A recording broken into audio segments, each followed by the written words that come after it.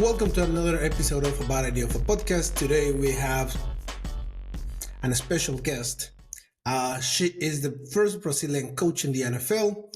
She is the quarterback of the flag football national team of Brazil, right? But before giving her the word, I need to do a proper bad idea introduction, okay? So here we go. Let's get ready. Representing Brazil, number 12, Ester Alencar.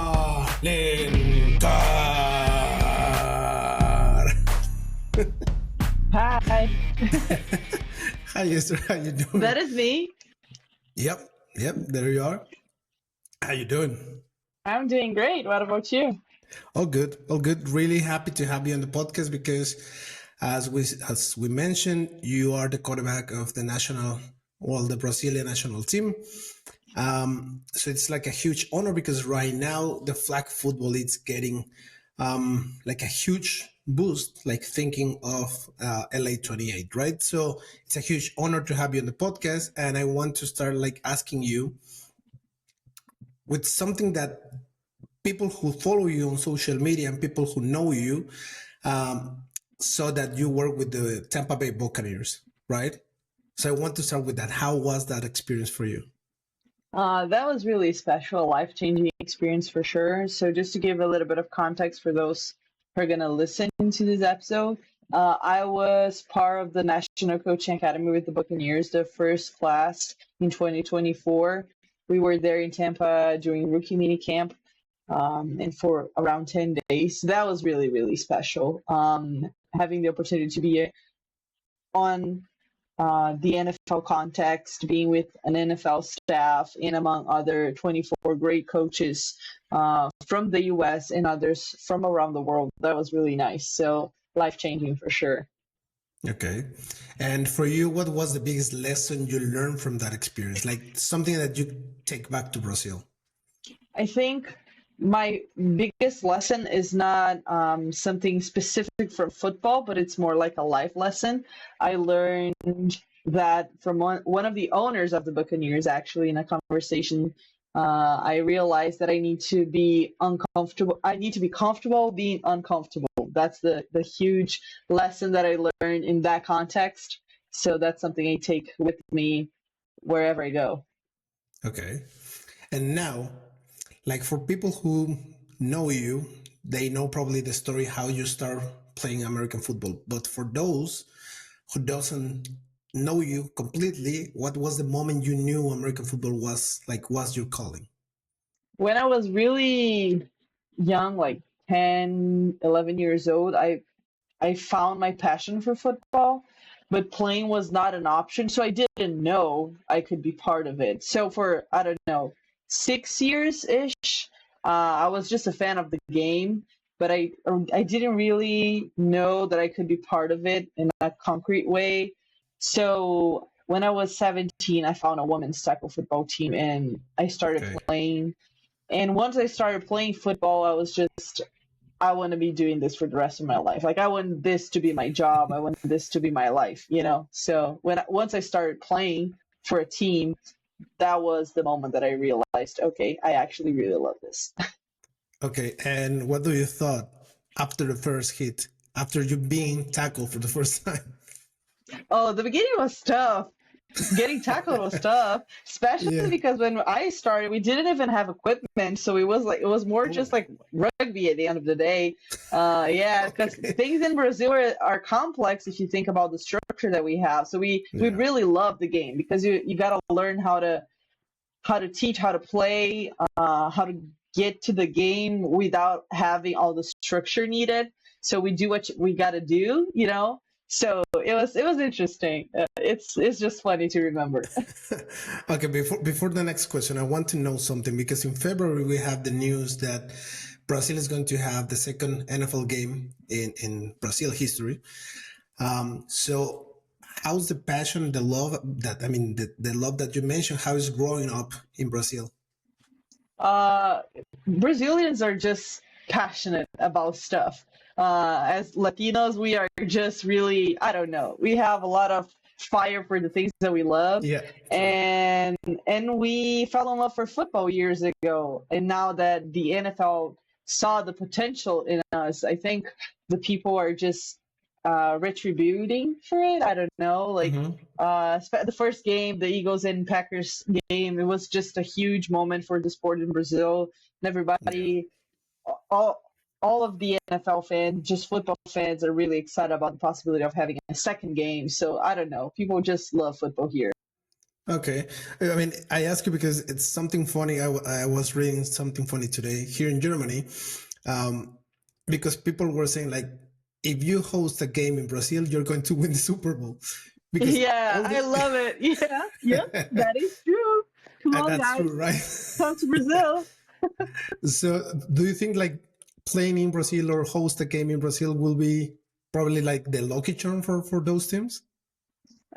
I don't know. I don't think that's that. I mean, as a Brazilian fan, I would say so, but I mean, I don't think Yeah. that's a real stat, so probably not. Okay. Cool. Okay. So, okay. We're gonna leave that for now there. But now, like you mentioned tackle football in Brazil, but women's tackle football and flag football are growing so fast, but still they're facing some obstacles. What's the biggest challenge you have to overcome so far? I think just it depends the place that you're talking about, but just in Brazil in general, like the lack of structure is the first one. And when you think about tackle football, the lack of teams as well. Brazil is a continental country, so it's huge. And right now we don't have enough teams and all that. So it's just playing the game itself is the own challenge, if that makes sense. And as women, we have just to divide ourselves in so many different responsibilities. So that's the complexity that we face. But I think like we face that in every other thing that we decide to do. So Yeah. I don't think that's specific from football. But right now is especially the structure, financial part of it, just Mhm. not having enough to play the game in general. Flag Yeah. football has some of these struggle, but less, especially because you need less resources to play flag. So that's why I Yeah. feel like flag is growing so fast, especially now being the Olympics and Mhm. all that. I don't know. That these are my thoughts. I think. Yeah. And I mean, and then how was the transition from you from start playing tackle football and then move to flag football right now? So I actually played both for a long time. Okay. So for at least I don't know, I want to say 6 years, I played both. Hmm. But then once I transitioned um, to my job as a coach, playing tackle football was not a possibility anymore because the program that I was at in the city they didn't have tackle football. So I became the head flag football coach, and then staying in flag was the choice that I had to make. Um, it's it was challenging in the beginning as a quarterback. The game is a lot different. People think that it's an easy transition, but the beginning is really challenging. The speed of the game is just different. The space is so much shorter, so that was a challenge. But I love the game. I love both. I just love playing. So Okay. And now for you, like wearing that national jersey, I mean, for everyone, it's a huge honor. But what was competing at the Flag Football World Championship last year? oh, that was awesome. Honestly, and especially last World Championship was the first time that I was the starting quarterback for the national team. So that itself is another personal victory, I would say. Just seeing my own journey and how much work I put to get to this position, being able to perform in a high level in that context, achieving good stuff with our team. We didn't reach the goals that we had, but we can see how much we developed in the championship itself and comparing to other years. What we built as a team, especially the athletes itself. We had something really special going on that time. So that was just really incredible. Okay. Now, and if LA 28 will start tomorrow, in which position will be Brazil right now? We would get a spot because right now we are the fifth best in America. Uh, Thinking about North America, South America. So I don't. We are 13th in the world. So I think we have the potential to be between the 10 best in the world. Yeah. We almost beat Austria at the first round of the playoffs. We lost by 2 points, and Austria became the fourth place. So when you do that type of math, obviously that's not really how it works, but I just see a lot of our potential and how much we developed in the last years. So I would say that. Okay. And like the biggest rivals that you have at the moment, I mean, I can imagine Mexico, Canada, and the US will be like the top three, but like from Europe. I actually for us, I would say Panama and Canada are the biggest Really? rivals Okay. because the U.S. and Mexico they are in a different level right now. Okay. So like first you gotta think about the ones that you're actually competing with, and I don't see us competing yet with the U.S. and Mexico. That's just the reality. In Europe, for sure, Austria is the biggest one. Like the last two games that we had, we lost by like so close, so good games. So Austria and Germany for sure after this World Championship, we lost two games. So that was really tough. So these two for sure are the ones that I don't know. I just enjoy playing against them. It's just good flag football. And can you imagine yourself like in the opening ceremony of Los Angeles 28?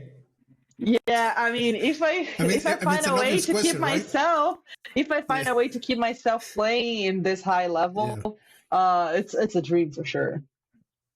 Okay. Do you picture that moment?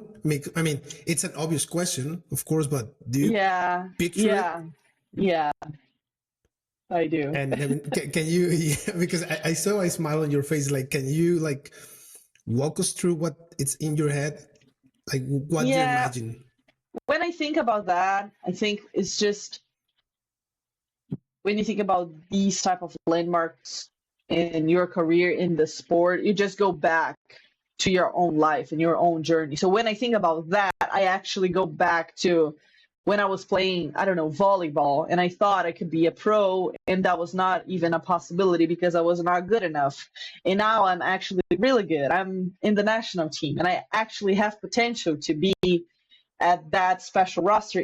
So when I think about the Olympics, I actually go back to all that when it was just a really far dream, and actually right now it's tangible somehow. Okay.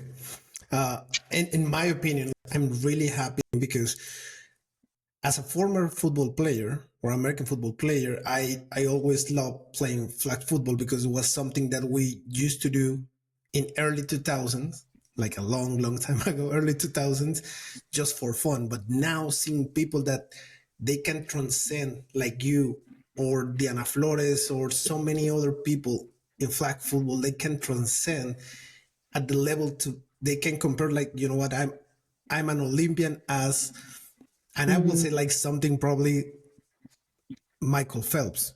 He's an Right. Olympian and you Esther or Diana Flores or you name it, they're like so close to being Olympians. Like those guys. It's like crazy, right?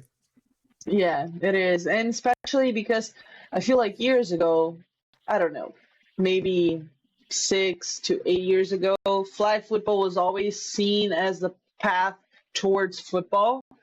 And right now, finally, people understand that flag football itself, it's something. Not necessarily it's a path towards football. It might be if that's something that makes sense for you and you want, but if you don't, you actually have possibilities playing flag football. So that's beautiful. Okay. Now I want to know something about you. How do you prepare mentally before stepping onto the field? Any Like type of right routine? before, like Yeah, yeah. game time, 10 minutes before the game, or just the Yep. process Yeah. itself.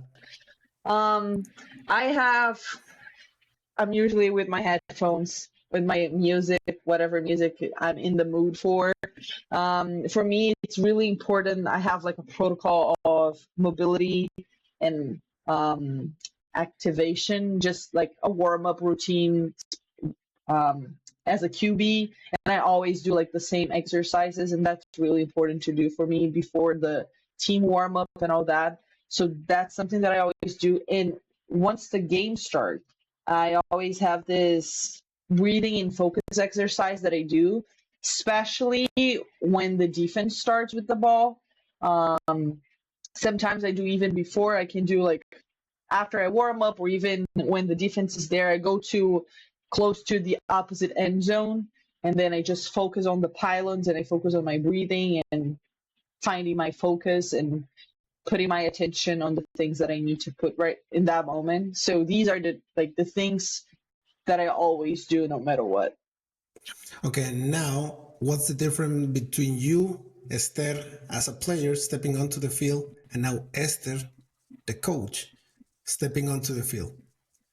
How the rituals change? Yeah, I think as a coach, I'm always thinking a lot like extra stuff. So I have to make sure that everything is in place and things are moving smoothly, and the schedule and all that. So it's just like as a player, I feel like you need to have a laser focus. So I'm trying to just ignore everything else and focus on the small things that I need to take care of. And as a coach, you kind of need to grasp a little bit of everything. So it's just the pregame is completely different because of that. Yeah. Okay. Now, like we saw that you like early this year you were in Mexico, right? Just giving like some Yeah. coaching clinics. How was that experience for you? How was to realize that now you're a role model for so many people? It was really special. I was in Mexico first just to visit my friends. I love Mexico. Oh, In okay. 2021, I had a remote internship with Tectoluca. So I was a quality control for them. And for the last 4 years, I said, I'm going to visit you guys. I'm going to go to Mexico. And then finally, I was able to go. So that was the main goal. But being there and going to different campuses and universities and being able to connect both with football players, coaches, and flag football at Tech Santa Fe. That was really, really awesome. At Tech Sam as well. When I was in Tech Sam, I had the possibility of actually talking to the players and just giving some input and sharing experiences. Obviously, in Tech Santa Fe, they have Diana, so they don't really need me at Yeah. all. But in Tech Sam, it was different because Yeah. I am in a different level for in their perspective, So just giving back a little bit. I just love that. So that was really, really special. And I love Mexico. I want to go back for sure. Okay, I mean, I'm really happy that you have like a good time there. And now, like, just you spoke about the level that you're right now, like the level you're competing right now.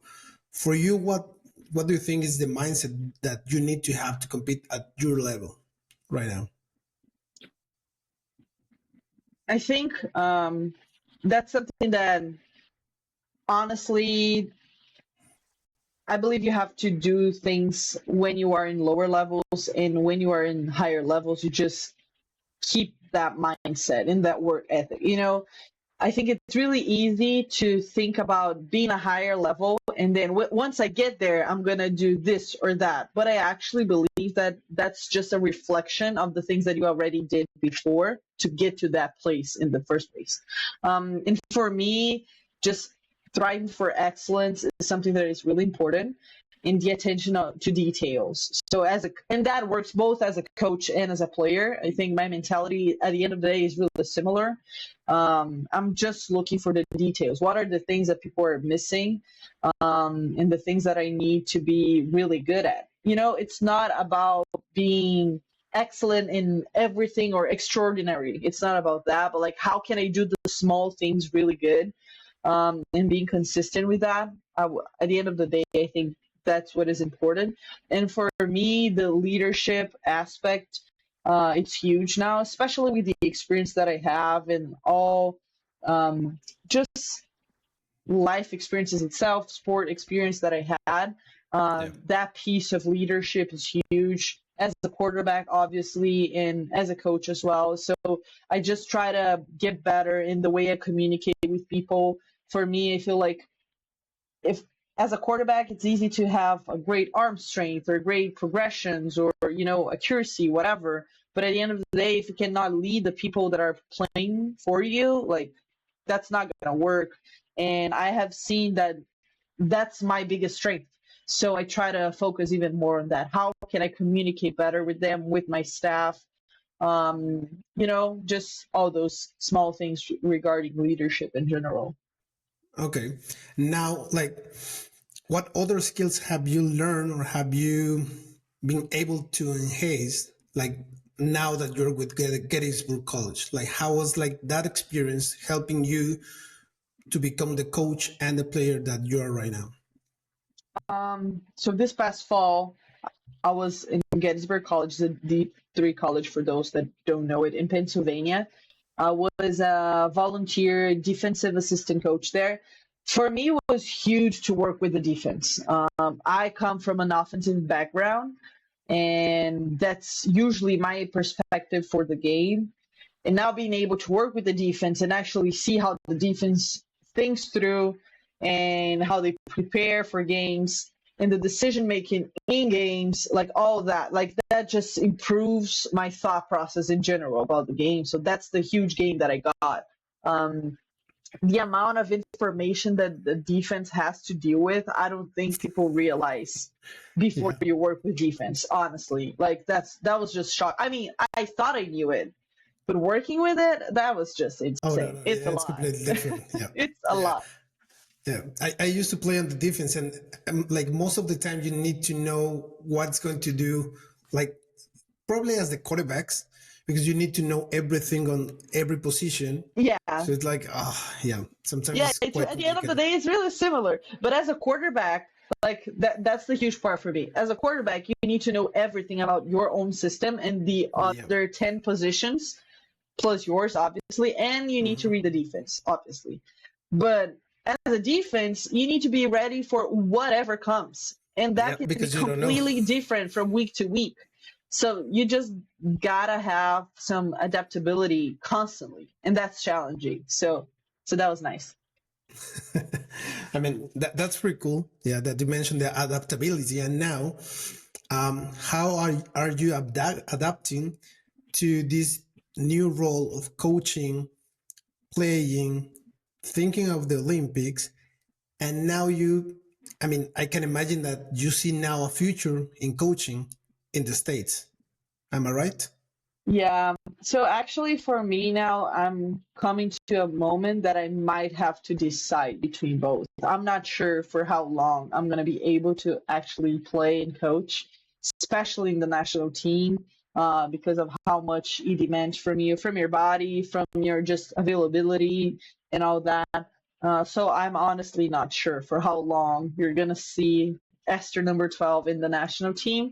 As long as I can, I'm gonna make sure I work towards that, but I'm just not sure. So it's just I feel like I mentioned adaptability, and it's just a moment of understanding where I'm at, what are my goals, and what's my priority. In some times in life, we actually can do a little bit of everything, but I'm getting to a point that I need to actually make decisions because that's going to impact the whole path. So I feel like I'm in that moment transitioning, but I just feel grateful about having possibilities and perspective. I'm really grateful for that. Okay. And now, like, we're almost through with the podcast, but I want to know, like, when people look back at your career, what do you want them to remember?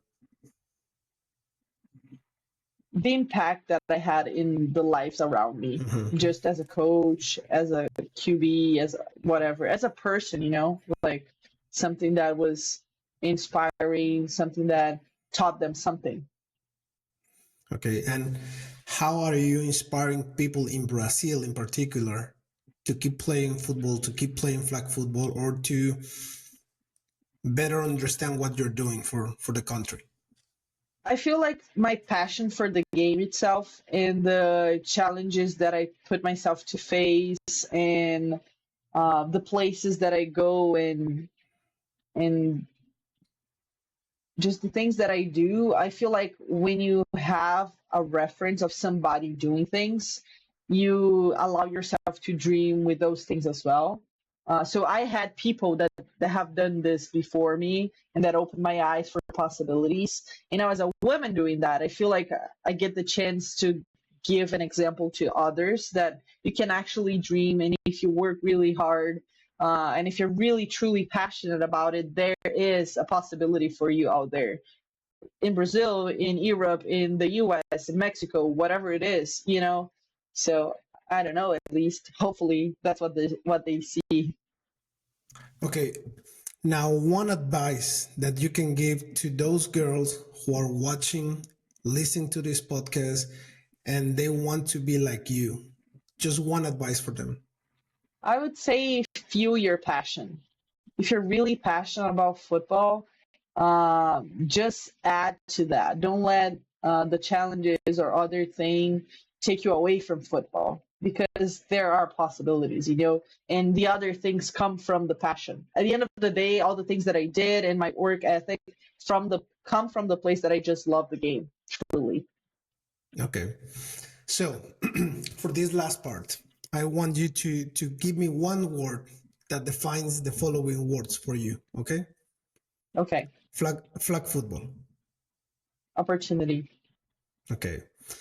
Biggest challenge. self-confidence, Okay. Um, proudest moment. the national championship 2019 with the Silverhawks, Okay. the women's tackle football team that I was the co-founder. Nice. That was not one word, sorry. You know, what are the words? I mean, in German, it could be a word. It could be a word. Yeah, Like that is true. It's huge. That is true. Okay, So, fair. okay, Fair. that's on you. That's on you. No worries. So you got it right. Now, inspiration. Inspiration.